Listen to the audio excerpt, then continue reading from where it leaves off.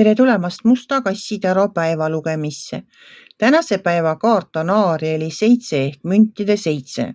See on minu jaoks alati see ootamise aeg ehk saagi ootamise aeg. Te olete seemned mulda pannud ja nüüd te lihtsalt ootate, millal saak valmib.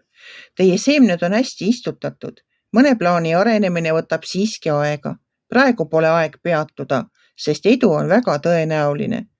Te ei pruugi seda selgelt näha, kuid edusammud on aeglased, aga kindlad. Olge kannatlik, aeg on peagi käes. See on hea võimalus peatuda ja vaadata, kui kaugele olete jõudnud.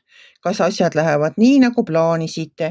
Kui ei, siis milliseid muudatusi võiksite tulevikus teha? Kaart ise ütleb nii. Oled nutikalt investeerinud, ole kannatlik ja oota tulemust. Vaata oma edusammud üle ja tee plaane järgmiseks ettevõtmiseks. Nautige siis seda, mida olete külvanud. Küllap varsti on aeg ka saaki lõigata.